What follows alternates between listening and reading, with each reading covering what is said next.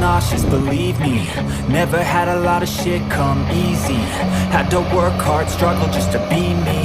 Had to rise up just so they could see me. Did what I had to do just to feed me. And what was left over I put towards my dreaming. But the only thing in life that has meaning are the things you gotta work for, believe me.